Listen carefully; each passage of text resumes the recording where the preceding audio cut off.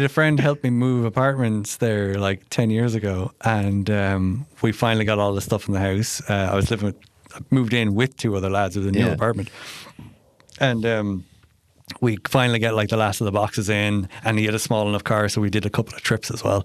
And I was sitting down on the couch, and I'm like, oh God.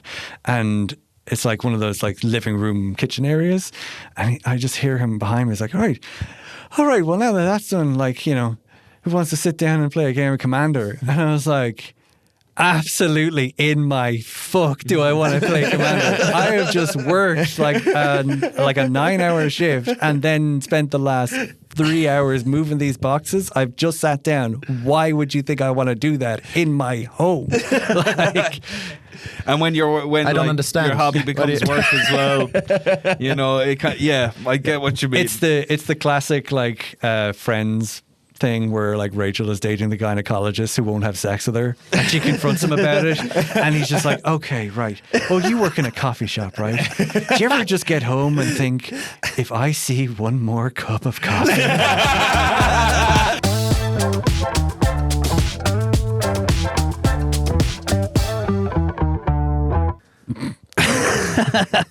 Welcome to How Do You Feel? As you guys know, we've never done an intro before. We have done a couple of intros before. And I think when we have a guest, we should do an intro, right? So welcome to How Do You Feel? The podcast where we solve every problem in the world to impeccable degrees as well. Isn't that right, Dan? Yeah. And today we are delighted to have a lovely guest with us today. It is John, the owner of Sandbox, which is a board game and card. You're better at doing this because you're more nerdy than me. Yes, let me. The owner of Sandbox, our local board and card game store where I spend all my time and money, and I've recently converted Chris a little bit into being a cardboard addict. Yeah, you got me on that crack. Yeah, and I think it'd be way better if maybe you just tell us what you do, what your business does, how you got into it. Well, I mean, obviously, I'm big into board games. Yeah.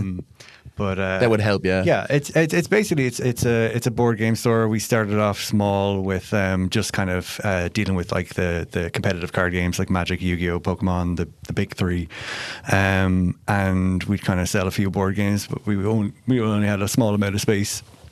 We'd facilitate tournaments like 16 to 24 players at most at a squeeze. Whereas now, obviously, like 2 years ago, we moved into the bigger location where we've got like, you know, nice space for 70 odd to be in there doing like war games and the board games as well. But the main thing is like bringing the board games into it as well to kind of a bit more casual space, because it was all very kind of like, you know, clubby, clandestine kind of competitive space beforehand. We had a lot of like casual card players that come in, but like anyone who wasn't already familiar with it kind of wouldn't automatically feel like it was a place they were supposed to be, you know? Yeah, I felt that, actually. There was a couple of people looking at me like, who do you think you are? Who the fuck do you think you are? I think you definitely achieved that, though, because when I'm in there quite a lot, I see like these group of like a lot of group of like young teenagers who I know like back in the day would be hanging out in the internet cafe or something. I see them in there now playing board games. So it's so wholesome. I absolutely love it. I think there's definitely more like casual board game presence there as well.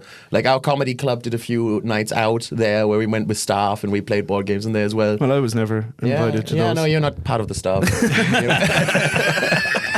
Thank you, dude. But I'm interested. Like, we do get like a lot of like a lot more variety on people who are coming in nowadays, which is kind of like the idea that was behind it initially. I just didn't kind of have the facilities to allow it to happen. Whereas now it's like I think games are basically open to everybody. I don't think there's any kind of gatekeeping that should be involved in it. You can be super into your stuff and know a lot more than the person who's like facing the table across from you. Yeah. It doesn't really matter, you know. Everyone's there to have fun and enjoy themselves, and I think everybody loves games. not everybody knows what games they love, though, because they might not know anything beyond, Scrabble and Monopoly nightmares with their family when they were 17. Yeah, true.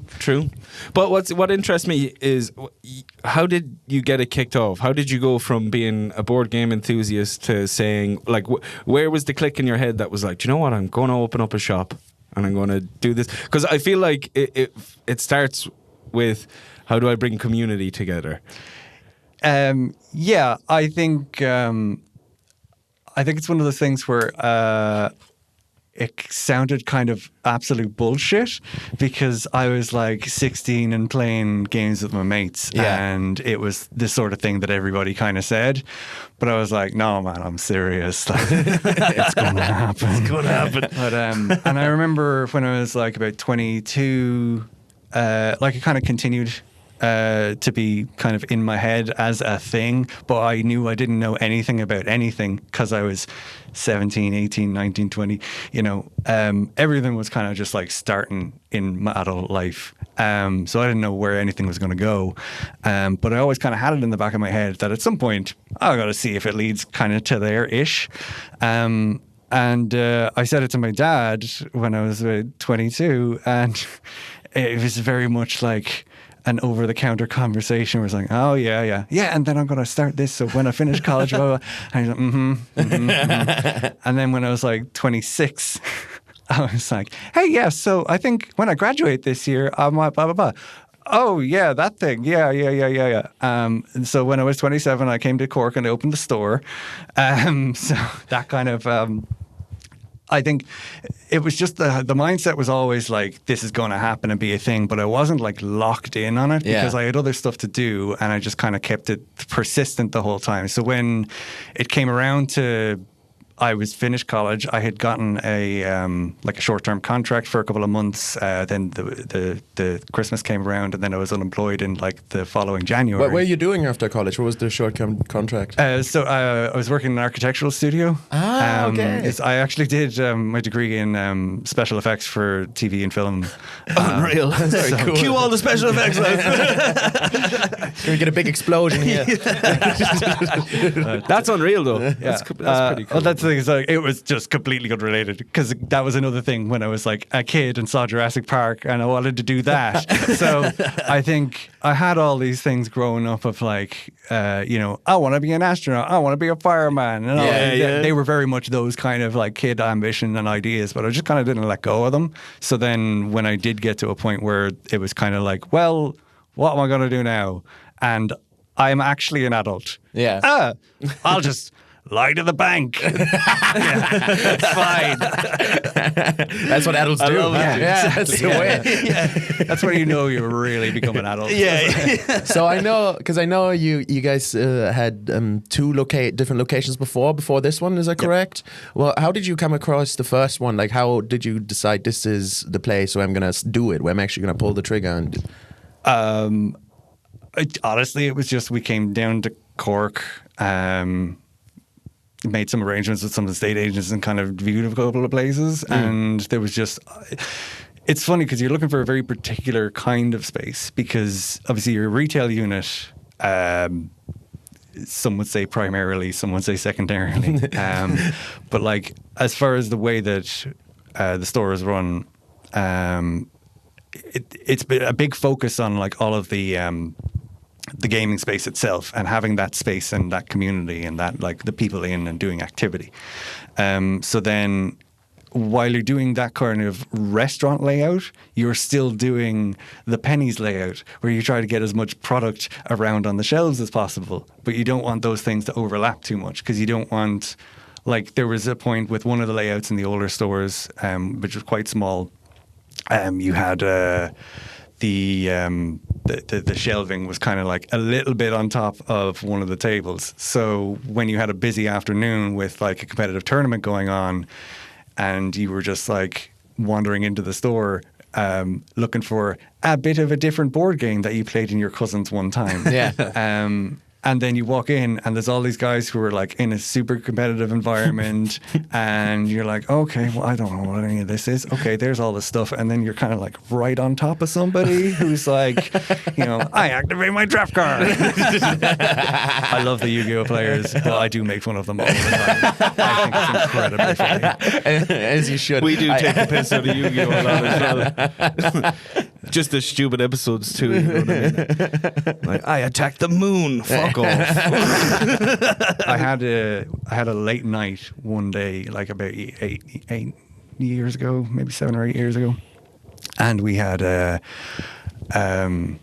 closed doors. Few people in who were kind of like more familiar, regular. Lock-in at the game store. Everybody crack a pack. I'm standing out the front and I'm having a smoke and it's, I don't know, like 11, 12 o'clock at night or something. And a bunch of lads obviously coming from the pub are walking by and they're like, oh, you never get me with my bug. I can't remember what that Yu-Gi-Oh code is, but it's like taking the piss out of the bug deck. Weevil, isn't it? Weevil in his bug deck, you know. But it's like, he's like shouting it across the road, like, wah, wah, wah. And then we shout something back and kind of follow on the quote. And then next thing, they all start laughing. Yeah. And then they come over and it's like, oh, blah, blah, blah, nerd stuff. And then, oh, hey, so is there anything like, D&D, like Warcraft? I was like, oh, no, it's like more Dungeons and Dragons, like, And he's like, oh, yeah, okay. But funny we mentioned Warcraft. And then next thing, I'm outside and one of the lads comes out and he's like, hey, is everything okay here? You've been out for like 20 minutes. Like, what's going on? And are these guys okay? I'm like, oh, yeah, we just been talking all this nerd shit for a while. And like, they looked like they were going to make trouble. And they sounded like they were going to make trouble. And the next thing is like, so you play WoW, huh? It's very it's very assuming to think that like what somebody's interests are. Yeah. I've been very surprised by some of the people. Everybody's a secret nerd, dude. Everybody has something they're like super nerdy about. You sure that wasn't me one night? Because I get a lot of people look at me and like to look at me, even when I had hair, you would think, scumbag, beats his missus, has about 34 of them, you know what I mean? In and out of the courts, but I was never that person. And then, like, once you get talking to me, you know that I do love World of Warcraft lore. So that's why I was like, could it have been me? I don't know. Did that opinion change when you started wearing sleeves? It was all when I was drinking Stella Artois. It just that's what brought it up to me, But yeah, I am a deep closeted nerd. You're not that closeted. Not anymore. But back in the day, I had a tough persona that I had to keep up. You know what I mean? Like, You always, to me, you always look like the guy who has the world record in the longest Metal Gear Solid gaming session.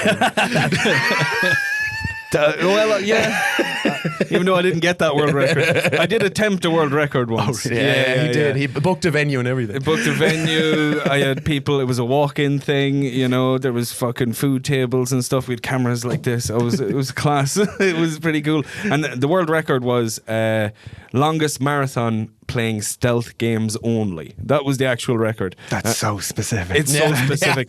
I don't know how I found it one night. I was just like, what? And it was 48 hours. I was like, what? I was like, that's so easy to beat.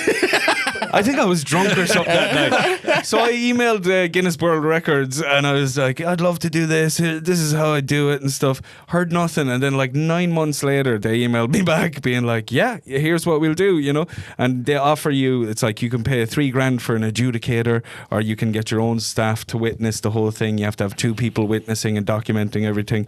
I was like, I'm not paying the money anyway, that's for sure. Yeah. So I went around to a load of people looking for them to help me be my witness to this thing, and they could only work 4-hour stints, so I had to work out a full 50-hour rota with 2 people each. I went into CEX being like, lads, would you be up for doing this, and it was crazy. And did we talk about it on the podcast? We did a full episode on this. Full episode. This is just summing it up. But don't have the record, but I did 56 hours in total. Jeez. Yeah. Very closeted. That's intense. It was intense. We went for a pint afterwards, and my hand was just from the vibration of the controller. I couldn't hold the pint; like it was spilling everywhere. Like my girlfriend at the time had to feed me the pint because my hands were just like all over the shop. I like the it was from like the vibration of the controllers, not the 56 hours. No. It was 56 hours of vibrating controller that did it to me. Every time someone talked to you, just saw a little fucking radio screen pop up. Chris. All the metal gears. Yeah, that's when I went mad. Then I was like, the lale lule lo, they're real, dude. The fucking philosopher's legacy is real. They're all in the Epstein files. I am curious about this as well, though. Right, and this is something I was curious about asking you. Is that I moved over to Cork like right before the lockdown, and there was the tabletop cafe place around that time. Remember that place? And that closed down pretty much at the beginning of lockdown. And then the only other place that was there was Forgotten Realms. And I went in there like once. Other Realms. Other Realms, was it? Yeah, Other Realms. Other Realms. Forgotten Realms is D&D. I'm getting confused. My nerd shit confused. But I went in there once as well. And it was all right, but I didn't really like it that much. Was there like kind of like a gap in the market when you guys moved over? Was that part of the thought process? Because I just saw all the other places going away and then you guys popped up. I had heard a few things through the grapevine and just from general like gaming communities and stuff that there was a bit lacking in Cork. There was a lot of people who were very happy with Realms, but I know a lot of the Magic community had been moved down to UCC for a while, and it was kind of being telegraphed that it wasn't an ideal space for that. Yeah. I don't really know any of the specifics, but there was a lot of like rumor mill stuff. But realistically, at the end of the day, it was kind of like there was that little hint of a possible like, market gap where they weren't facilitating some of the gaming things that were being looked for. But the real thing was that there was there wasn't really anywhere kind of left in Dublin that would have been a great choice. Like you had Gamers World in Dublin, and like they're right there next to Jervis Street. They're in the middle of the city centre, and they're a nice space, a big space. You got Dave Reynolds has the War Chest out in Dunleary. And I think there was a spot in Maynooth that kept appearing and reappearing that I don't really know too much about, because I don't know what was going on there, but it was like it wasn't there 1 year, it was there for 2 years, it was gone again. I don't know. I had this all coming to me through a mate, but I think it's like you were playing your own little game of Catan. Where do I put? I was trying to think of the perfect placement for the store, and I think like there's two factors. One is that Cork had the second largest kind of population density, so I knew there was Realms. They were in the city centre. There's not much besides the city centre for Cork. It wasn't going to go to a random satellite town, because I may as well go to any random town in the country in that case. Yeah. So I figured with it being so centralised, it was probably the one place that had the room for two stores. And I came down, and that seemed to be the case. But there was just... since growing up around like 10, 11, I was like a walking distance from a Games Workshop. So I spent a load of time in there. I became part of the furniture. I made good friends with a lot of the staff. Yeah. Still friends with some of those like staff members for like 20, nearly 30 years later. But there was a whole thing of like a nice sense of community there and everything. There always is, yeah. Yeah, but we had a lot of contact with people from Cork, mostly because they would come up to Dublin for the national tournaments and knock the piss out of us, because it turns out that Cork has the perfect balance of enough people that you get the maximum range of different kinds of games that you play. So instead of playing like your mates over and over and over again and getting used to exactly how their play style is, you're playing a much wider variety of people. So you're becoming more adaptive and becoming more generalized in like your meta builds and whatever, because you're trying to have the one army list that deals with the most amount of players, and the most amount of play styles. But it's also small enough that is the one community which keeps it huge and really like competitive and self-contained. Whereas in Dublin, you had it kind of split around the country, because you'd have lads playing at Gamers, you'd have lads playing around the corner in the Games Workshop. You had our Games Workshop out in Blanchardstown, and then you just had all these communities that were little pockets in Dublin, and they would all get very insular. So sometimes you'd go to a different part of even just Dublin, and you find that the competitive scene or even just the casual scene is just so wildly different, and you're like either crushing it or getting crushed. Fair. Yeah, whereas in Cork, it was like, it was the one community, but it was all quite varied and just before that breaking point where you end up splitting it into a bunch of different communities. Yeah.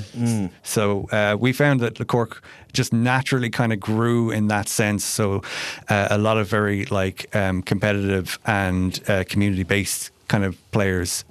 So it seemed like, aside from like the numbers game, it seemed like it was the right environment to have another place that facilitated to a wider group of that makes sense. Yeah, because Other Realms to me was a bit different than what your shop is now, to be honest. I have one experience with Other Realms that stuck in my head the one time when I went in there, and this is nothing against them and everything, but it was just very weird that to go into Other Realms you had to walk through what do you call, like a Boots, like a Tesco's place, is it? No, you had to walk through like a pharmacy, like a perfume, bath and soap shop. Yeah. Walking upstairs. through there, it was a Holland and Barrett, was it? Walking through there and then walking Forgotten Realms, the sensation of like smell changing was crazy.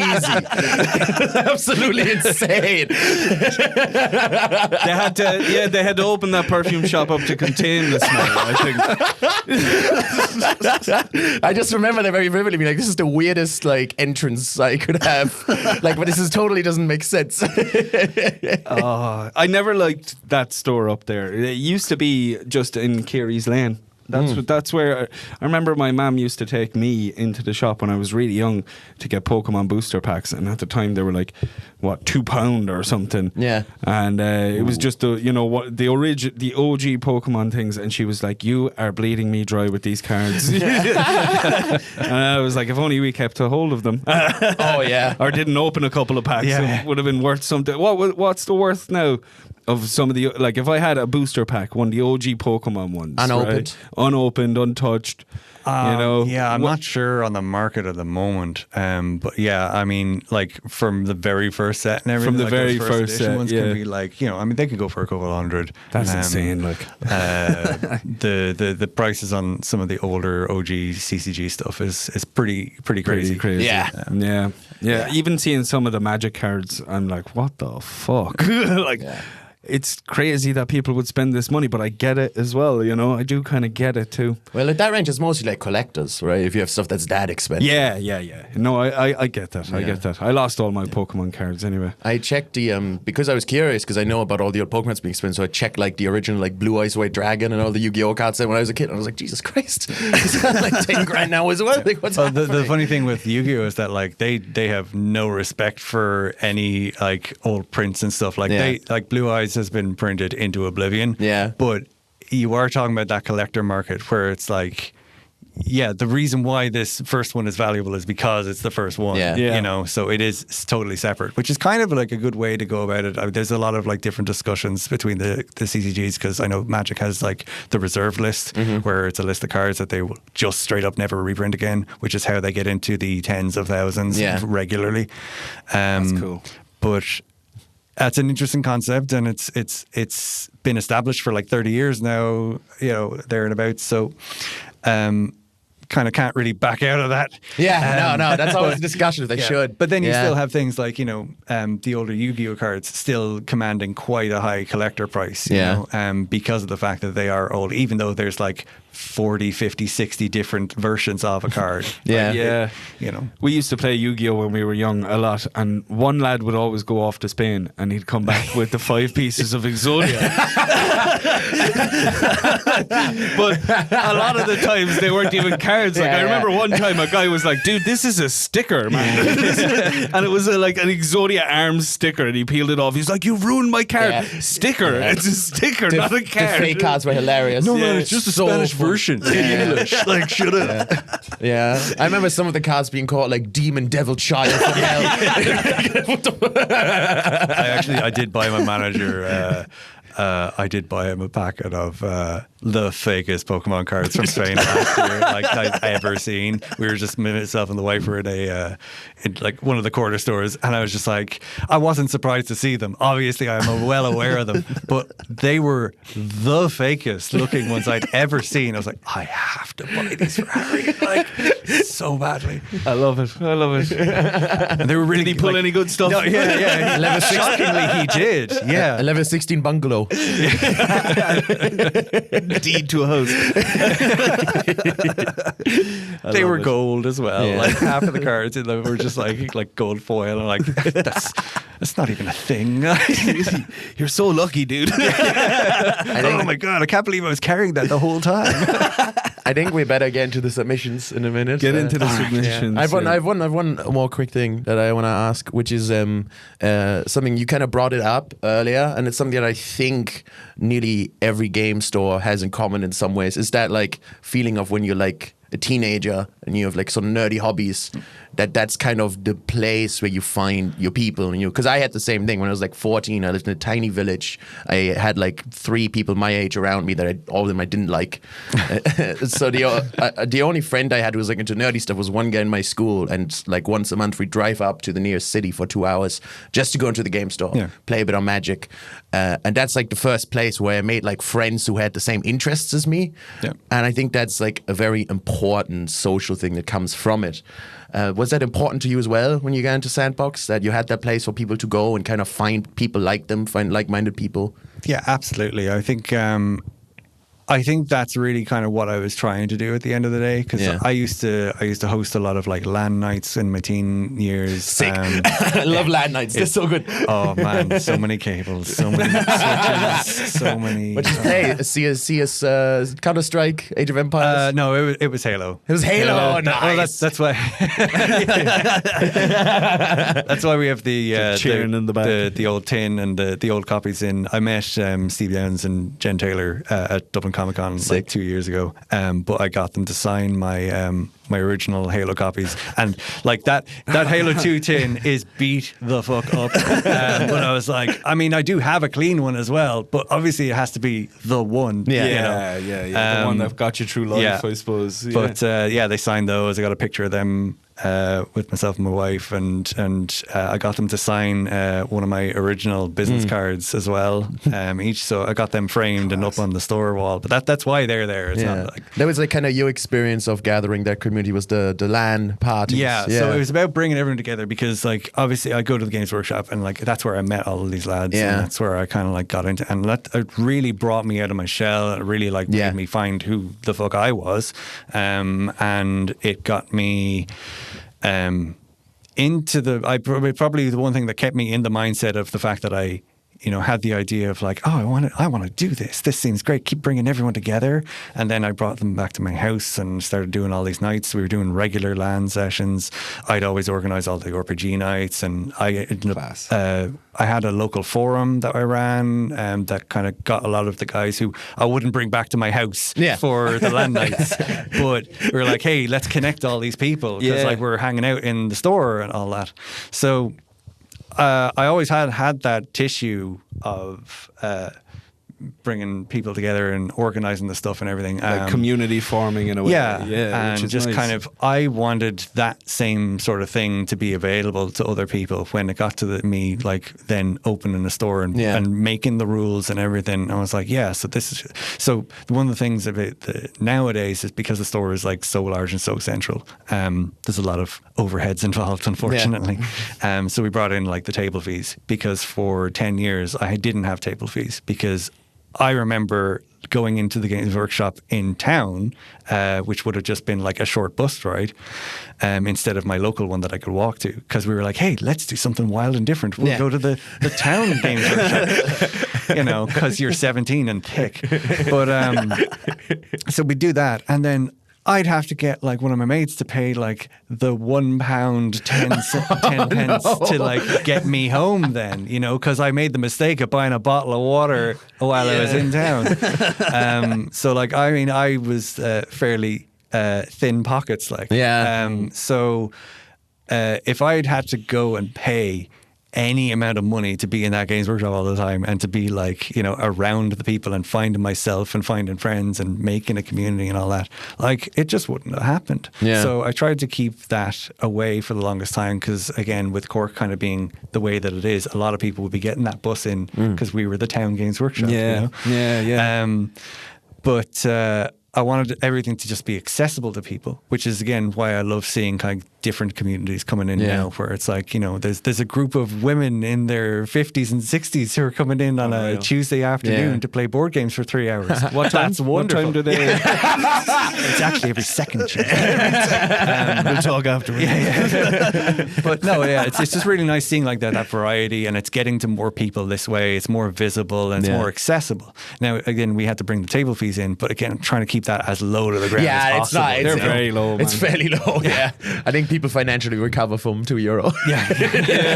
Yeah, they're very low table fees. I even said to you when I learned about the table fees, I was like, my God, where was this place when I was like 13, 14, 15? You know, I would have loved that, just a place to hang out. Especially now, this day and age, everyone's just stuck at home, I find, you know. Back in when I was a teenager, people actually did go out and hang out places and stuff. But we didn't in Cork.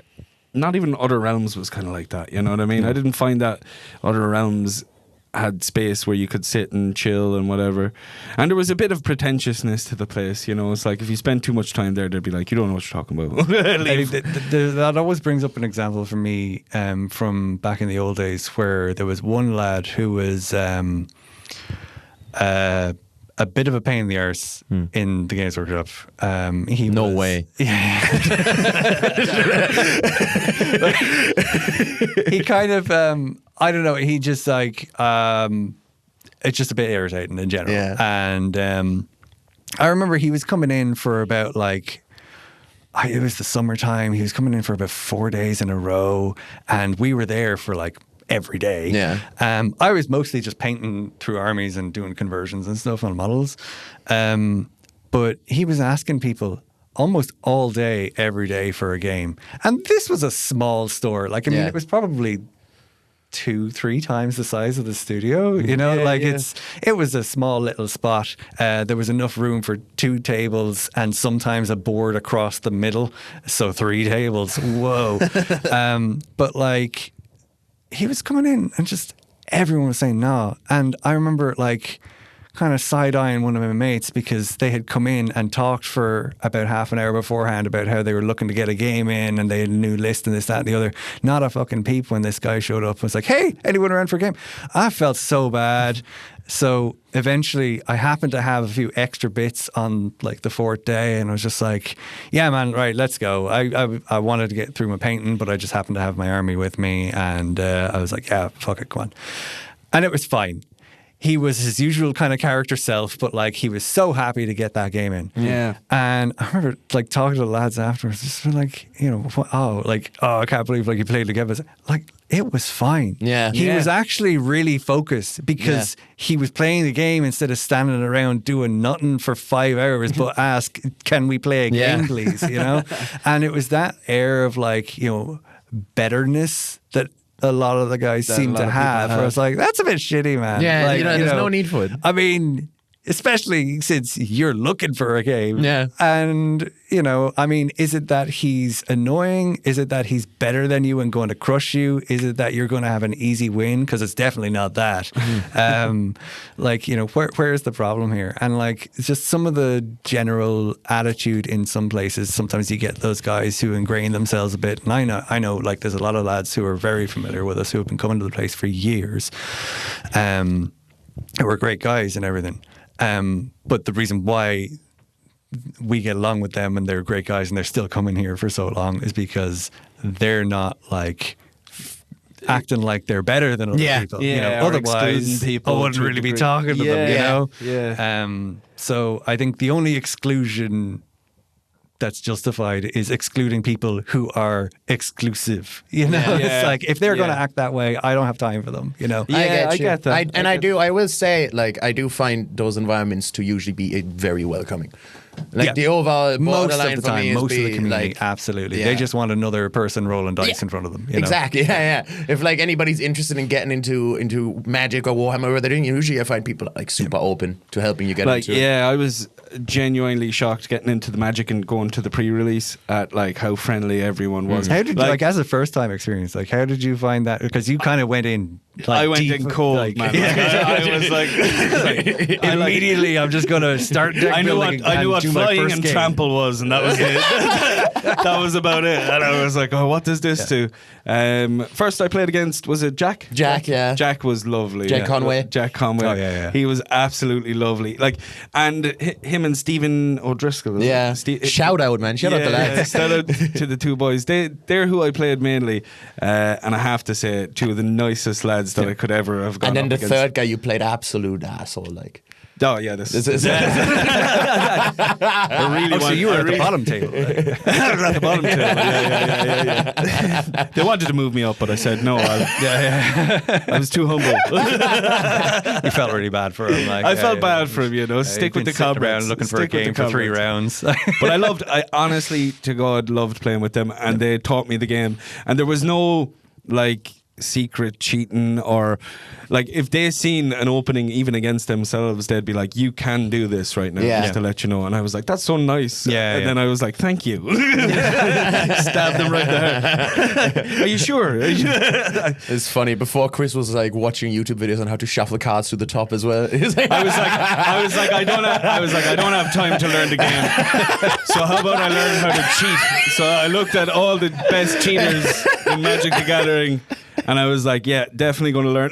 But then what happens is you learn the tech, but then you're like, okay, so now which cards do I need to cheat to the top? I have no and then idea. you just wind up learning the game. yeah, pretty much. Well, I wasn't going to cheat. It was only a little joke with that. You know, I'm a very honest player, I would like to think. But you know. I again, wouldn't- like about Cork being like just a naturally competitive environment sounds intimidating, but I Yeah. think just everyone is just at a bit of a higher average level, which is great to see. But even those like guys who are like, sometimes they're signed up to a tournament. You're like, well, I guess it's going to this guy, you know, because he's just going to win. Even those guys in our current like environment are some of like the nicest guys, and there's one guy who just like will crush the crap out of us. Yeah. And you know, he would be a friend now. So he's one of the few people like I'll play games with like in my spare time. Yeah, you know? yeah. But he would be quite a good commander player, and he's definitely the threat at the table from the moment you put asses in seats. Nice, I but like this. At the same time, like you end up in a pod with him, and you're a brand new player. Oh, he will hold your hand, gentle child. Like now, he will go infinite and kill the table on the same time. But he's going to be the friendliest and most like helpful person when you're like trying to figure out what flying and trample do. Yeah. Why reach can block flying. Exactly. Let's hit some. I of the was going to say, submissions. I feel we like- have a load of them, and we're yeah, we've been chatting for ages. For John, when you were starting out, did you have any fears or doubts about success? Did you have much support from friends or family, or did you just say fuck it and go for it? I've worked in many jobs over the years, but always burn out after a couple of years. But I always worked well for many years on my own and my own side projects. So I'm thinking of going self-employed myself, but not getting much support from family or friends at the moment. Do I just say fuck it and believe in myself? I definitely had support from family. Like raised eyebrows and kind of like, you know, obviously coming from like the artistic background and doing art for college, like they all just kind of assumed I was going to do something that they didn't really get. Yeah. But, you know, I was getting a pat on the shoulder and be like, yeah, whatever that is, sure, cool, man. It's like starting comedy. Yeah. It's that weird little niche that they don't really understand, but like they're helpful and supportive, and they hope it goes well for you. You know, so I was lucky in that regard. and my friends, yeah, pretty much like thumbs up, cool stuff. But I did just like leave Dublin and wound up in a totally new environment and didn't know anybody. So I was kind of a little bit isolated. Yeah. At the end of the day, I had people coming to visit for a while, but then, you know, it's a long journey, and the novelty wears off after the first 2 visits in the first year. Plus, they're not there on the ground helping you fully. Yeah. Like, it's like I can't be struggling to put the shelves together for the first time to set the place up, and then say, hey man, could you pop over after work, you know, and give me a hand at this, because I've been here for 17 hours trying to get this done, you know. So there was a bit of isolation in that regard, and then I was just trying to set up a life here as well, you know, and it definitely had a lot of struggle. I wound up like kind of, thankfully not on the streets, but pretty fucking close. Like 2-3 times in the first couple of years. I spent a long time on a friend's couch, a couple of months, which was not planned. Wow. And I might have, that first shop, I might have slept in it a handful of times. And it was cold. Yeah. But covered in cards. I think it's a bit of everything. Like, I mean, if you've got support, obviously that's fantastic. But if you do, or even if you don't, fuck it. Yeah. You know, if you've got something in mind, and if you just got to have a plan. Yeah. You got to work it out. You got to go through your disaster scenarios. You got to make sure you got a way to like dump it all and run, or get out of the debt, or get out of the problem and get the stuff moved on. Get out of there. You have to have an escape plan, and you have to hope that you never even look at it again once you've written it up. But you have to make sure that, like, you know, you're going to be able to sustain yourself. You know, that's the most important thing. Yeah. And if it seems like a good idea, if you've got confidence and you go for it, and then it doesn't work out, it didn't work out. That's fine. Like, I mean, I think you should definitely have the strength to try something, but have the plan and have it worked out first. For the love of God, make sure you're ready. Yeah. You know. No, I get that. Do you ever fully know if you're ready, though? That's kind of what I'm wondering as well. Will it ever fully, like, if this guy is trying to take a leap, will there ever be a moment where he fully feels ready? Well, that's pretty much exactly what I said to my wife when we decided to have a baby. So he is now 6 months old, and I am definitely not ready. Like, but yeah, I think there's always going to be a certain amount of, like, even if you are confident in something, like, you're going to get into it, and you're going to suddenly find out a lot of different aspects that you never even considered before. Yeah. But the more that you're kind of generally prepared, the less of a shock to the system those new discoveries will be along the way. So more prepared for opening the game store than for the baby is. As disastrous as this game store went initially, yeah, pretty much. This is something else entirely. But That's cute. Yeah, do you want to read one out? All right, I'll read one out. What was the hardest decision you made throughout your career as owner of Sandbox?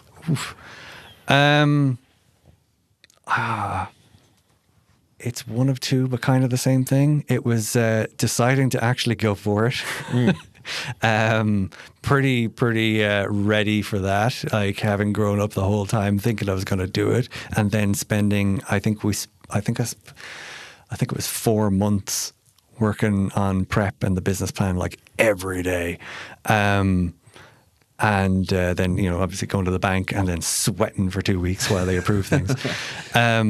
I think it was going for it in the first place, like actually going and doing it and committing to it was like the loan part was a big scary. Oh, for sure. Yeah. And it was a tiny loan. And like, knowing that now, but obviously back then it was like, oh my God, what am I ever going to do with all this money? Like, it's so much to, like, yeah, no, it ran out immediately. Oh man, those maintenance costs will get you. Like, so many shelves. But no, I think definitely actually going and committing to it and going and doing it was very tough to run through. And then what was equally as difficult and maybe a little bit harder was sticking with it. Because it was going to get tough, and I knew it was going to get tough, and it definitely did. But like, it got very, very tough for a while, and like I was making less than I would have made on like, you know, the dole. For probably 4 years. That's crazy. I think maybe in my 4th year I put myself up to dole money, you know, like, and I think 2019 hit, and I was like, oh, do you know what? Things are going pretty good this year. Yeah. I'm gonna give myself a little bump, and I'm gonna make like a almost minimum wage. And then obviously 2020 hit like about 6 months later. God. And that was tough. How was that? Was it like, because I know that like stuff like tabletop closed down when that happened. Was that ever worried that you guys might not live? It was definitely a concern. Yeah. Absolutely. And I think I was closed within a 12, 13 month period. I was closed for about 9 months almost, because we fell under that category of just being a bit too weird and niche, but also being close enough to things that don't matter. So, now thankfully So a lot kind of of got under the radar a little bit with the COVID thing. like a lot of my local lads and like my regulars and stuff would have been like supporting us online and kind of continuing to do like to pick up like new sets and stuff. But I mean, there was only so much that they could justify as well. And obviously some of them were going through particularly hard times as well.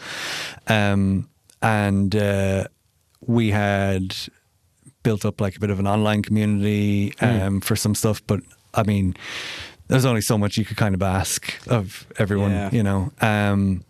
But I think that was 7 years in. And I think that wasn't nearly as tough as like the 2-3 year mark. Fair, yeah. Like I would rather do COVID again. And I was sitting around doing nothing but hemorrhaging money and waiting to be let go back to work, you know. That's crazy. Yeah. This time in COVID 2.0, he's going to do €9 substantial meals for everyone around the table. I have a fun one here. John, have you ever ninja looted in World of Warcraft?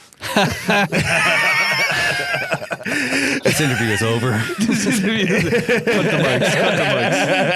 I feel like this person knows already. That's weirdly. No, honestly, like no. I have gotten ninja looted on plenty of times, and it's infuriating. I think there was like one time that I kind of took something that we were all kind of taking the mick on and didn't really matter too much. It was kind of shitty, but then we did go back and grind it for the guy who wanted it, and it didn't really matter that much. It was just kind of like, you know, I think we were taking turns getting like, it was a mount or a pet or something. Yeah. And we were going through and we were taking turns looting it and stuff. And I took it out of turn as part of like a bit of a joke running thing. But no, because I think it's the same as kind of like, you know, it's cheating in a board game. What's the point? You know? Like if I did that to like my people that I was running stuff with, I wouldn't go back and get to run stuff with them. No, Just for people who don't know what ninja looting is, in World of Warcraft specifically, it was when like a guild leader or someone just took an item that didn't belong to them. Look up the videos. Some of them are pretty funny. Like, the meltdowns are the quite meltdowns funny. can be funny.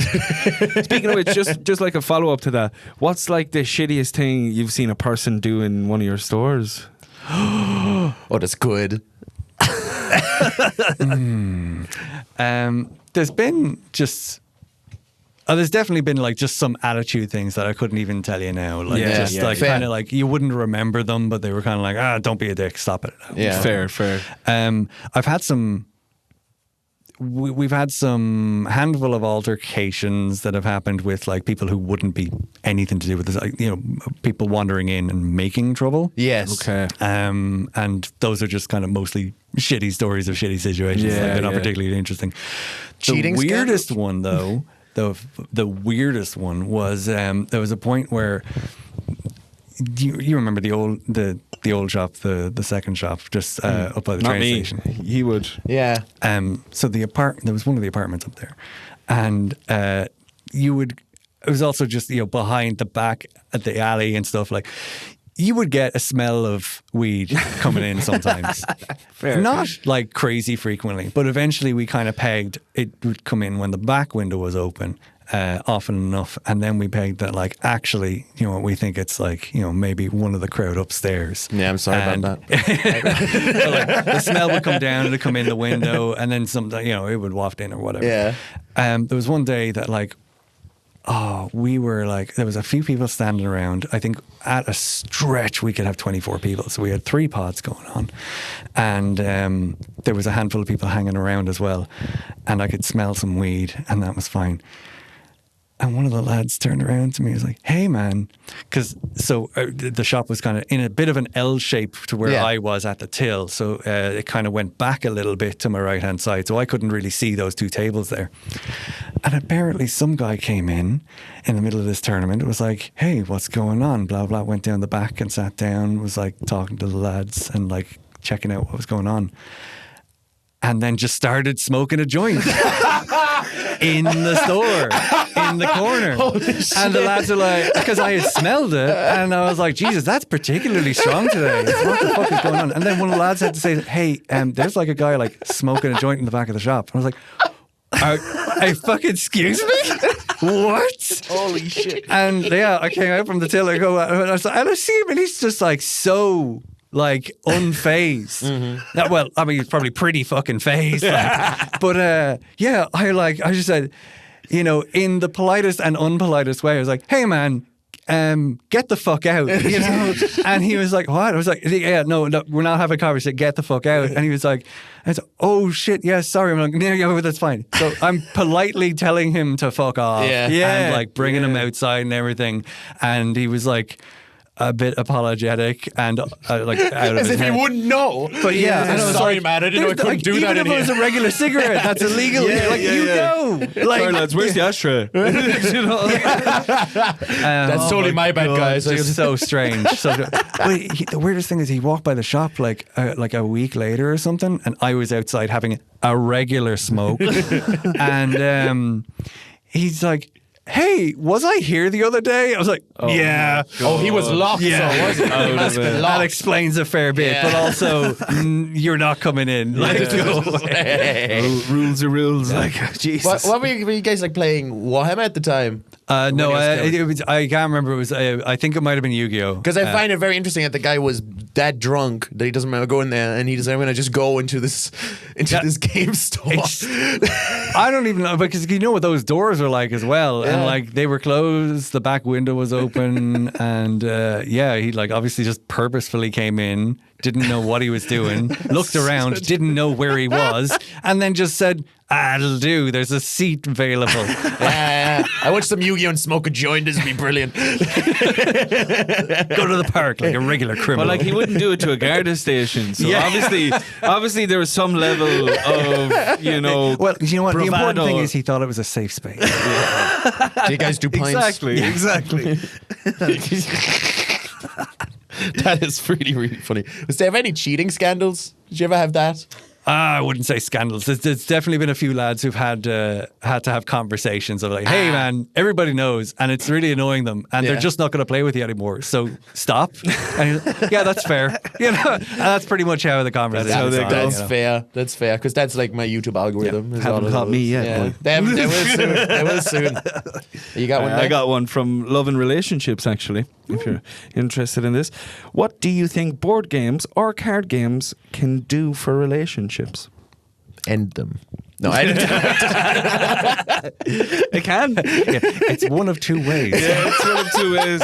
I think it's wonderful. Like myself and my wife play a lot of games together. We don't really have time or energy for a lot of the board games and stuff. So we're usually just like, we've gotten into a lot of Steam games last while. Nice. Especially like with himself and everything being, a wild baby that we're trying to housekeep. But no, I think it's a wonderful connecting thing. And like there's There was a point where we sat outside playing a quiz game with some pints in our back garden on a sunny summer evening, and then lost about 5 hours doing it. And There's nothing better than that stuff. but like it doesn't have to be like a complicated Euro board game that costs 170 euro. It can be a random quiz thing that you're just like fucking around or with. like these fuck, marry, kill. 5 hours of fuck, marry, kill in the back garden. Let's go. I think it's like, I mean, you've got something to do together. Yeah. You've got something that's kind of going to be fresh every time you do it. You've got, the sit down. It's the same as, the lads' night of like playing poker. I'm like, I don't know why a lot of those guys think that like nerds are so pathetic sitting around playing Magic the Gathering. Yeah, it's like, same. It's the exact same thing. Yeah. Do you think we haven't put money on this and gotten really drunk? Like, are you kidding me? Oh yeah, a lot. But I think it's really wholesome and like, 2 people and a couple are into it, because like even my play group, some of the lads will bring their girlfriends who also play Commander. Yeah. And it's like the sweetest thing. I mean, is. It's so fun. It is. Yeah. Yeah, I think again, it's something you can share together, and especially like if it is something like a card game, like when there's like new stuff coming out for it, like you can get excited together when you see something, or like, oh, I found this card that would go well in your deck, and like you have that, like it's just that extra thing that you can be excited over, or that extra thing that you can kind of like have to connect and talk about, Yeah. And it doesn't have to be something as one of those complex games in the world, Yeah, I get you. Let me go do this one. How important is it in your line of work to have a social media presence? Have you discovered anything that grows the reach of your presence? I think it's extremely important, and our social media presence is terrible. You're like me, so Yeah, dude. I'm very bad with the social Well, if media. you ever need to sponsor some German influencer, No, I do think again, it's like it is a very community focused thing, and it's very. I think it would definitely do well. Like I think the funny thing for me is, have you guys seen the clips from like Good Games Morley? Yeah, great, hilarious, so funny. Why? They're a random Australian store. Yeah. Why have I seen it? Why have you also seen it? And why are we talking about it? Like 'Cause they're that's funny. how good their shit is. What is it? What do they do? They are just a bunch of people who work in a store, but they do a bunch of like skit kind of like game store stuff. They do like kind of surreal Tim Robinson style stuff where it's like kind of really weird and you never know that's where it's cool. going. It's really fun. Do you know what? I didn't think about the comparison to Tim Robinson, but yeah. Yeah, no, it's like really surreal and weird. I love it. Yeah. And some of it's just like, oh God, I know that customer. So I think, again, I mean, it's just case in point on like how valuable that sort of thing can be. Yeah. I don't think we utilize that end of it too well, because we're very on the ground. We get a lot of people coming in. We do have a lot of like direct communication through the social media stuff, which is absolutely invaluable. And thankfully, like the lads have been super up on top of that. They're very responsive. And sometimes you get people who like have a very specific question about like release date or something like that. And sometimes you have someone who's like, hey, I was in your store the other day and I don't know what the fuck all that was about, but it looks pretty cool. How does it work? And, they get told, oh, well, like, come in and settle yourself down for the afternoon with some mates and blah, blah, blah. Yeah. And then next thing they become a regular who's been going since the last year or whatever, Class. I think it's definitely like super important for connecting with your audience and stuff, but I think we're very focused on like who is there and then, and kind of building that up initially. And I don't think many of us on staff have much of an interest in doing much like of the social media influencer side of things. It would definitely not hurt to make it a bit more personal again, because it's been a long while. We've just been juggling a lot of like the logistics from a move to like the store as it is now is, I think we have the stockroom and everything upstairs, but the downstairs area is about, I think, 5 times the size of the initial store, like the last store was, like in total. So it's been a lot to deal with, and obviously the not just like the logistics on the floor end, but like how to deal with the increased customer base and the different kinds of customers that are coming in. It's like figuring out, how do we talk to, Mary, who doesn't know anything about board games, is super interested in finding out about board games. How do we communicate a bit better to those kind of people? Yeah, that's totally fair. But I mean, it's interesting to know that because social media is just so important for everything now. You know, Yeah. that's always an interesting thing to think about. Like it's the same with the comedy club now. It's just like so important, but there's so much other stuff I have to do for it. To That's go like- back to like the first question about like, you know, going into a self-employment kind of situation Yeah. and stuff is like, I think that social media presence is extremely important. And again, like ourselves, you can kind of get away with not like being a content creator on the side of Yeah. your regular business. But some of that stuff like really lends itself to like building up your presence. Now we've been established and small enough for 10 years when we made the move to the bigger store. So we already had something to work off of. So it wasn't as required for us, but Yeah. it definitely wouldn't and doesn't hurt. But for starting off a business like that and everything, I think that's actually a huge part of it nowadays. Yeah. I don't think you get away without having some kind of online presence. Yeah. You know, and as wide a net as you can cast, as I say. True. Not a question, but it has been fantastic to see the development from the shop by the Kino to the shop by the Leisureplex to Oliver Plunkett. Your love and passion has fostered numerous communities, and I would like to thank you. I would not have made such amazing friends without this shop. Mad to think there has been 12 years. Looking forward to many more years with the lads. Thanks, John. Oh, That's that's sweet. lovely. Yeah. Man. That's actually lovely, dude. Did you put this in, John? That's it. You've definitely formed a big community. Thank man, you. And that's Oh, unreal. that was sweet. That damn near made me cry. It's rare. It's rare, but every now and then, like there's been a Google review or a message to the shop or something. It's like be kind of like a little bit on that, and Yeah. I do. I get a little feel bit it, emotional. yeah. To be I honest. totally, Like, it's- I totally get you, man. Sometimes, like, I get people come up to me that come to the comedy club who'll be like, "Oh, my father passed away last year, and I've had a horrible time. This is the first time I've laughed and stuff like that." And it's just, Yeah. it feels so amazing. Like it's it really vindicates everything that you've had to Yeah. go through, and especially when you have a history of like the tough times and like getting Yeah. over certain humps and like it's just really struggling at times, and you kind of think to yourself like, why? Yeah. And then every now and then you get like that little sprinkle where you're like, oh yeah, that's why. That's, You know? yeah, that was that's the actually core. exactly why. Yeah. That's what I find. Like, especially I find comedy and starting like a board game shop, or you know, it's about community. I feel like we all kind of got into it because we wanted to connect with people, Yeah. you know, and we wanted to help people through, you know, similar times that we may have felt so lonely in our lives or something, you know, and. You know, seeing those reviews and stuff 100% kind of makes you like, oh, this is exactly why we're at it. I was also you know? just sick of everyone coming to my house and making a mess so I could play games. So I figured, let's have them come to me. Somewhere that's not where I live. I do wonder though, just not a because bad idea. this question brought it up. What was because that location you guys have done over Plunkett is amazing. Like, it's absolutely incredible. When did you guys find out that was an option to get something right on pretty much? I don't want to say the main strip of Cork. It sounds too Las Vegas-y, but like the main, you know, street of Cork where everything is kind of happening. It's it was a goddamn miracle. Yeah. It was what it was. We actually. So I don't talk about a lot of the back end stuff. Yeah. There's a few of the lads who get like all of the back end stuff, but that's just if I have the few, it doesn't get spread around, and I don't sound like a whingy bollocks as well, you know, and I don't like bring too much negativity about the whole thing.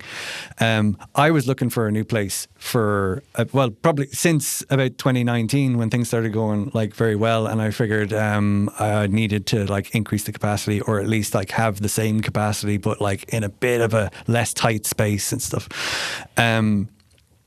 I was looking for a place for since then, and I'd always be on like Daft and trying to find somewhere that would suit that very specific niche-y kind of requirements that we had of restaurant layout, but still as much retail space as possible, you know. But nothing really came up where it was like worth moving.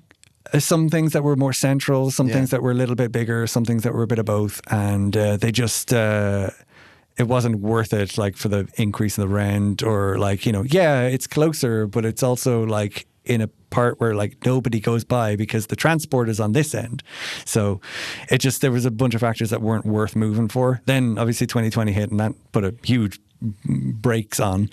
And once we kind of recovered from COVID and everything, I started looking at it again. But it took like a while to find somewhere. And there's plenty of places that we looked at. There's actually one unit which I think is still empty in the name of the street behind us, the laneway looked by like Smith's and Oh, I know the one you're on a about. couple of really nice food places there. Yeah, the Kylie's Fish Shop and yeah. But there was a place along there, and it was a bit weird in the layout upstairs, but it was a good floor space downstairs, and it certainly would have given us a lot of like opportunities to do some other things that we kind of can't do where we are at the moment. But it was just kind of like wrecked, and I was trying to work out how much would you have to put in to get it to a place where you could use it, all this sort of stuff. And then this place just randomly popped up, and we went and had a look, and I was like, oh my God, this is unreal. That's beautiful. But we had to spend, I think I was badgering the crap out of the estate agent, who thankfully was kind of on my side. Yeah. But the owners didn't really get the business, and the old linen shop that had been there had been, I think, originally their families, and then the store manager ended up buying the business from them when they retired, and then the property passed to the children.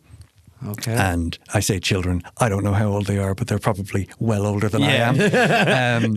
But it passed to them. He actually retired that year, so he was closing up the shop for good. And it had been there like 47 years or something. And then I popped in, and I was like, give me the space, I want the space. They didn't really understand the business, and they wanted something a bit more secure and less insane sounding. They were like, what the fuck is that? Because linen was very secure at the time. Yeah. Going from linen to Warhammer is That's insane. Yeah. But I had to send them, I think I ended up sending them like a business proposal, which was fair enough. And then a month passes by and there's still no word. And then I think a restaurant wanted to move in there, but they would have had to tear up the place and do a lot of work, which the owners didn't want to happen. And then I sent like a bit of a blurb, just a little like one-page essay about like, this is what our business is, by the way, just to like reiterate to be like, yeah, we're like 10 years old, so like I can make the rent. It's fine. I ended up sending them another 2 essentially essays with a few breakdowns, and I think the third one that I sent eventually was like it was like a mini thesis where it was like opening statement, and then I had like glossary of terms. But eventually after I think 5 months of like doing the dance, they agreed to it. And then I think another 2 months later, we got the keys, which would have been in like the March of 2024. It's quick math.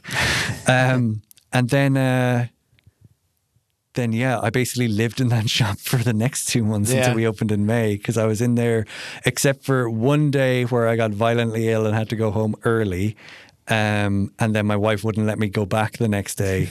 And then I think I was sick the following week for 4 days or something. But aside from those, I was in there every day for about 10 hours a day and just like knocking stuff together. Because, again, the old shop and even the newer, if you were in the newer one like last year at all, a couple of the old wooden shelves that were like the very scratch built ones, like that was all like, I am by no means a carpenter, but I was putting together like just all the shelves and everything was very like from the ground up, is as they say, but like this was like from the dirt up, it's like unreal. I had low budget to work with and didn't for like the longest time, and it's like the last year I've been chipping away at all the old units and slowly replacing them with like nicer looking IKEA units, which aren't exactly like crazy expensive expensive. But when you're buying like 40 of them, it gets pricey. It gets pricey.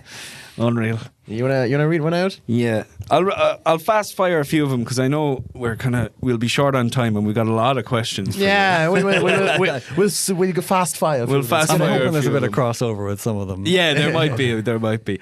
Okay, how do you decide what games/accessories to stock next? Ooh, that's a good one. Generally, what people ask for, I look into.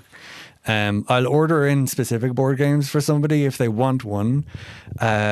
But if it looks really crap, I'm not going to put it on the shelf. Like I might buy a case of it and see how it goes. If it looks really crap. They're like, man, you got to play this. Honestly, like I'm gonna play big anime titties to board games.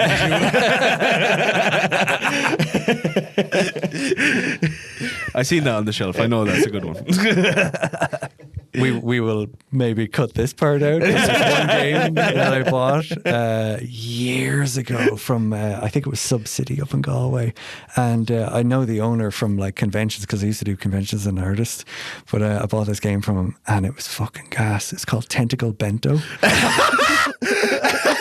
Like the bento boxes. It's so much worse than you think. Oh my god! It's essentially a Japanese capture game for you capture girls in a school. That's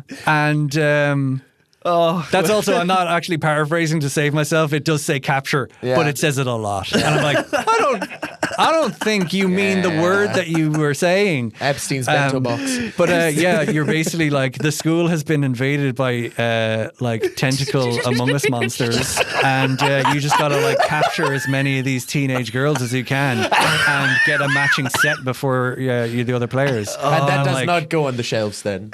I have not stocked it. No. Next week it he's is doing a actually a tournament. really fun game. Like it's really fun, but it's just like it's so like you gotta have a certain crowd with you. Just don't look into the lore and you'll be fine. That's so funny. But it has nothing to do with bento boxes. I was scammed. I love that. Sorry, what was the question? You answered it. You answered it. That's Next it. question is kind of adjacent. It's not a work-related one. Considering paperwork and administration can't all get done in one day, how do you say enough is enough? Oh, as a self-employed person, it almost never happens. Like, I think that's the worst part because, like, you can have a shitty 9 to 5, but you're doing it 9 to 5. Yeah. When you have a shitty time with a self-owned business and everything, or like one of those rough patches, like you might love what you do, but like it's getting tough this month or this year. The worst thing is that you're always taking that home. It's always on top of you, and no one else is going to do the paperwork. No one else is going to file this. No one else is going to do that. Like you gotta like keep up on top of everything, and it's constantly with you, which can get very stressful.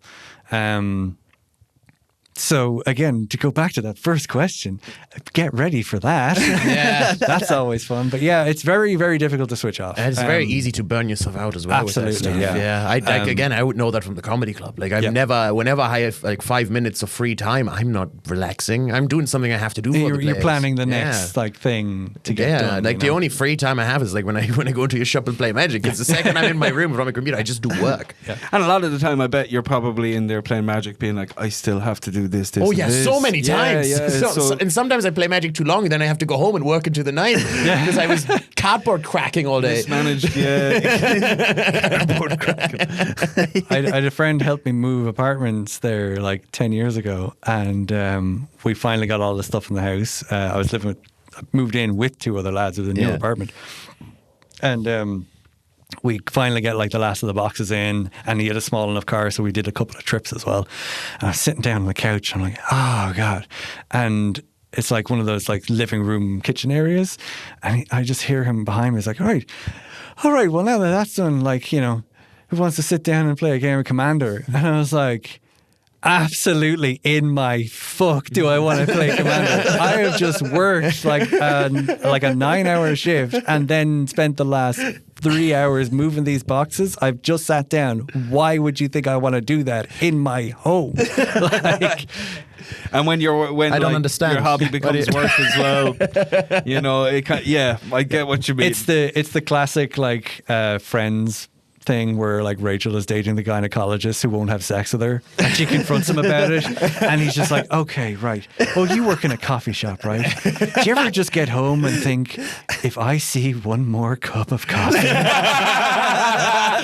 Such a good analogy, honestly, such a good analogy. If I hear one more joke. But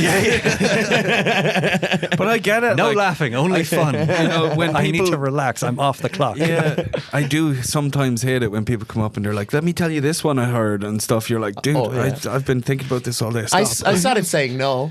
He used to be so nice to everybody. I was so nice to them, but now sometimes when people come to me before the show, or they don't even comment to the show, do you want to hear a joke? I just go, no. No, I really don't. Oh, have you heard the one about... Yes.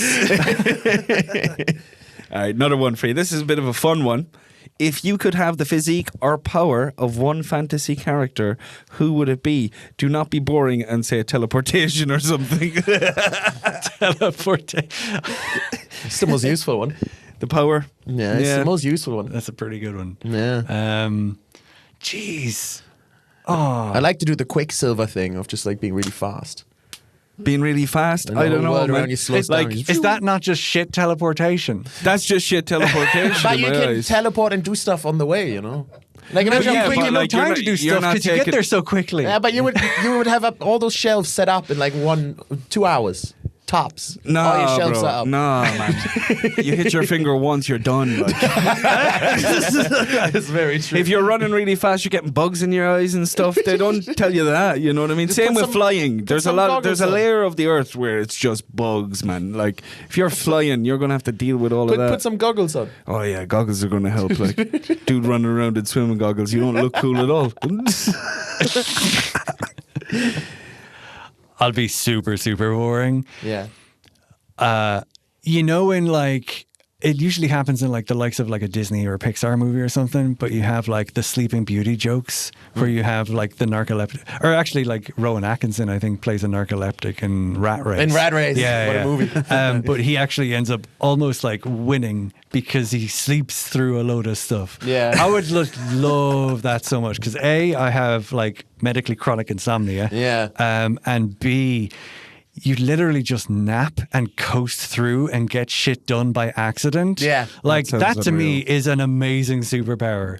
It's just like, just kick back and get shit done. Luck- Because luck I got increase I while gotta get asleep. shit done all the time, man. Like, Yeah, max out the luck stat. That's yeah, it. max out the luck stat. Yeah, yeah. I love the ones That's when we were teenagers. We used to try come up with like with superpowers that were kind of shit as well, you know. So like you could jump really high, but when you landed, you'd break your legs, you know, stuff like that. Monkey paw, like monkey paw superpowers. I'm gonna. Well, is that the One Piece fella? No, that's the name of it. You call it a monkey paw power when you have like Oh, a yeah, super, yeah. it comes with a big drawback. I'm gonna Okay. have to give you a game. What's it called? Super Fight. Super fight? Yeah, it's one of those discussion games. Nice. So again, I love banter games where Yeah. it's just like you have an excuse to talk shit.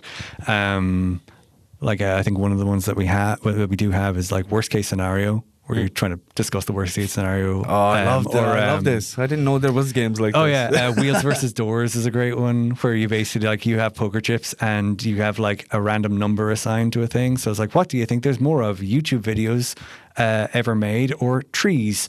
just trees. And it has like the stat on the back and like you're placing chips to like bet which one. Oh but my it just God, it just this is invites brilliant. so much like discussion Yeah. and conversation and arguments. But I haven't been able to find a supplier for Superfight. We bought it when we were in the States a couple of years ago.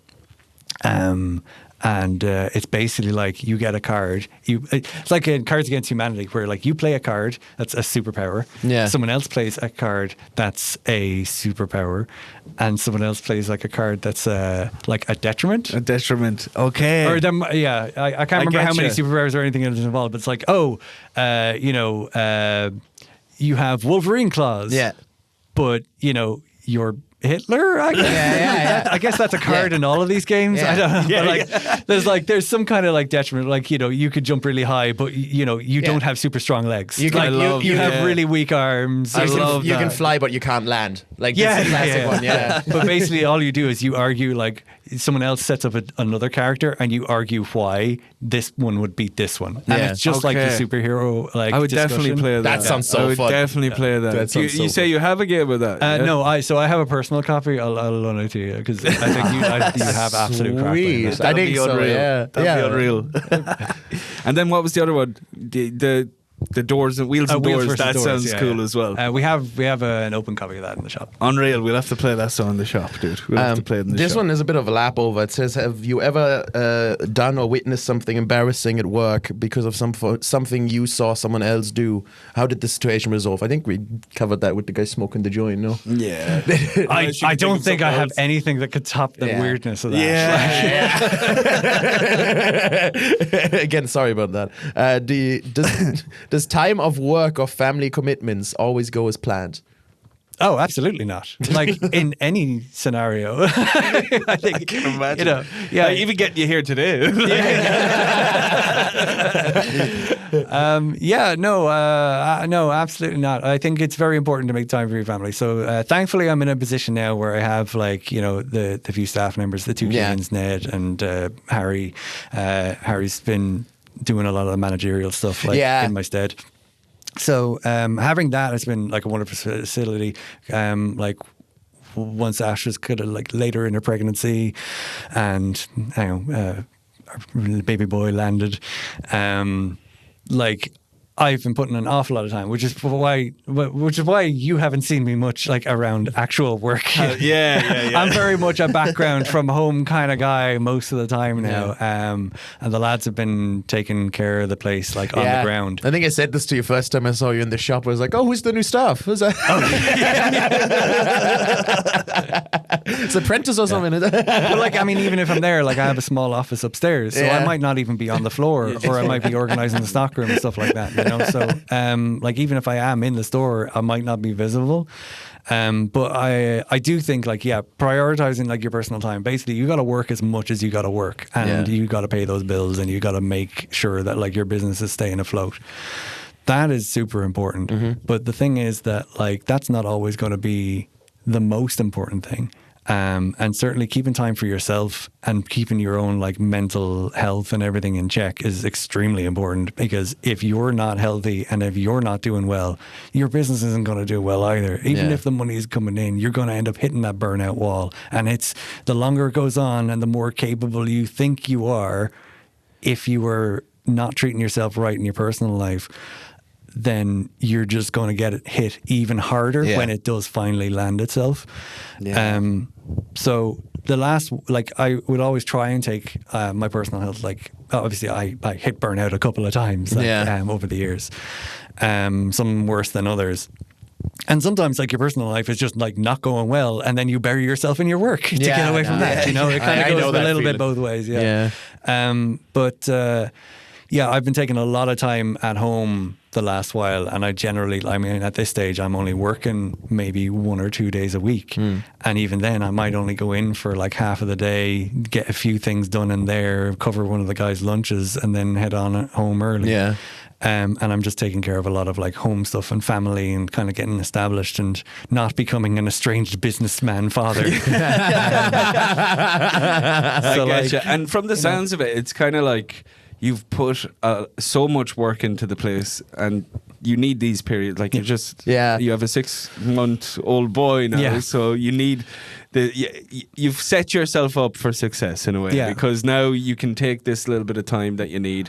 Now I just got to be super busy at home, you know. And but the thing is, I mean, I'm only working those days like in the shop physically, but I mean, I'm basically always working. at home, but you've set that up as well. You know, that's years of work to have that privilege, because at the end of the day, you now have a team there that is like like it's in good hands. Yeah. And that's not something that's always a given, you know. And I don't think you shouldn't have any guilt over not being present, because if you are at a stage where you're paying staff to be there instead of you, it's because you've built it up to that level, or you are maintaining it to support itself and stuff like that. Now, and as I said, like I'm still working at home an awful lot. The lads will be on to me about various things. There's orders to do. I do all the stock management and the financial, the back end, and all that stuff. So I'm constantly checking emails every day, and I'm constantly checking like the money coming in and going out and all of this sort of stuff. So I mean, again, you kind of like, you don't end up putting it down after the 9 to 5 hours. But like, even with taking all this time spending at home with my wife and my son,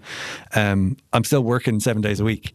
Technically speaking, you know. Yeah, like I do get you. But I also, what I'm trying to say is, I feel like, was it at the end of year 2 you were saying was one of the toughest? I feel like if you had the baby then, like you would have been screwed. Oh yeah, I would have moved back and been living with my mom. You know, 100%. Yeah. There's a fun one here. I think this is the last one we got submitted specifically for you, and it's very fun. So, what's your favorite flavor of ice cream? That's tough, because I fucking love ice cream. It's the hardest question of the day. Yeah. Maybe whoever submitted this knows that. That either that'll either make my wife laugh, or that was just her sending it into Pietro.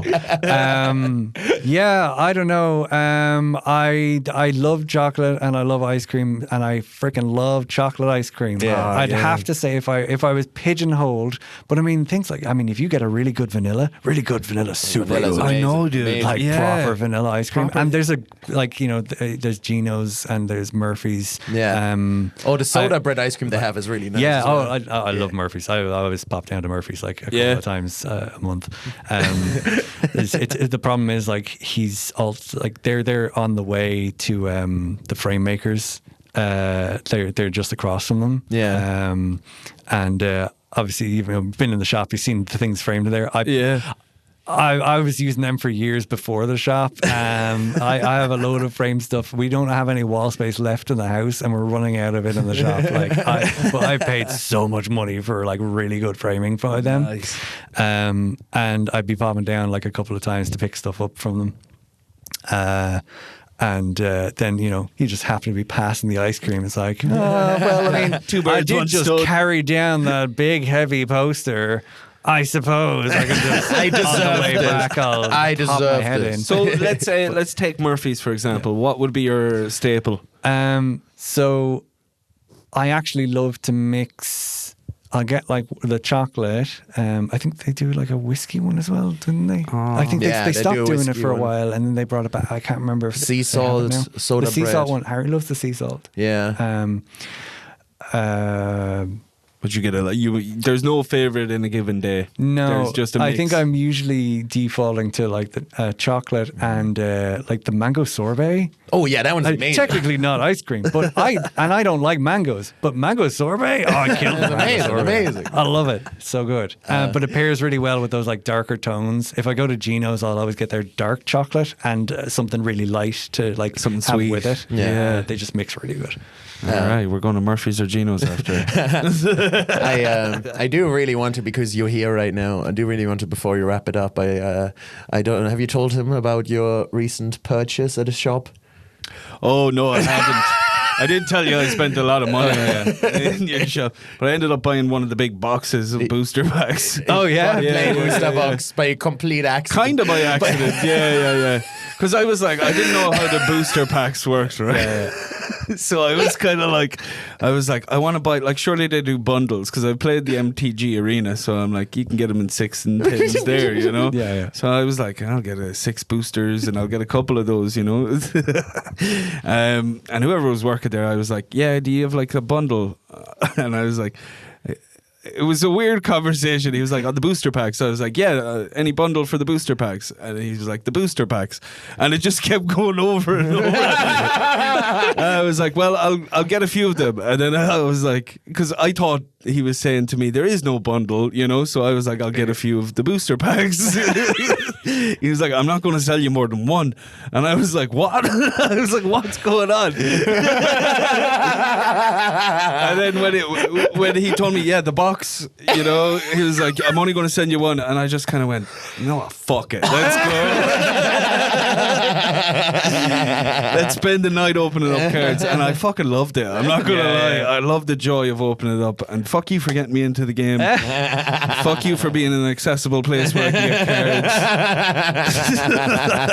That was so funny to me. He just sent me the photo of the box. I was like, what have you done? Dan, I fucked up. I fucked up, but you know, it was like a roll with it kind of fuck up. I was just like, fuck it, let's go. Anyways, that staff member deserves a raise for upselling. That was some Jedi mind tricks. We wanted one booster pack. Good fun though. So yeah, if you're missing a box, it's my fault. What set was it? The Lorwyn Eclipse. Oh, you fucker. Yeah. Did I screw you over there? Well, I don't think we have any left. Well done. Well done. That's been a really good set. It's that Bernard Black sketch. I've been compared to him too many times, and sometimes in the wine way, and sometimes in the work way. But no, there's. I always get really mad when like cases, like we're down to the last case or something runs out. I'm like, fuck, now I have to go order more. The lads are like, would you stop? Like, This is a good problem to have. It's selling too quickly. Unreal. Anyway, I think will we wrap it there? I think we'll wrap. John, wrap thank it you there. so much for coming on here tonight. been This wonderful. was Absolute absolutely pleasure. brilliant. Yeah, absolutely brilliant time. And check out Sandbox in Cork if you're ever curious. It's such a nice place. It's absolutely lovely. I feel like I could chat another hour here Yeah. just about stuff. we but, might. but honestly, thanks, dude. Thanks for coming. And Thanks for being on the podcast. subscribe to the Fearless Digital Network on YouTube and Spotify, where our podcast comes out every week. And support the lads for making all of this possible. Yeah. Yeah. And Sandbox is on Oliver Plunkett Street, and they're the most accessible people, like absolute friendly people. And in go there. follow them on Instagram. Get the social media. Get the game out. social media going. Love it. Encourage us to do anything with it. I love it. All right. See you later. Bye. Bye bye.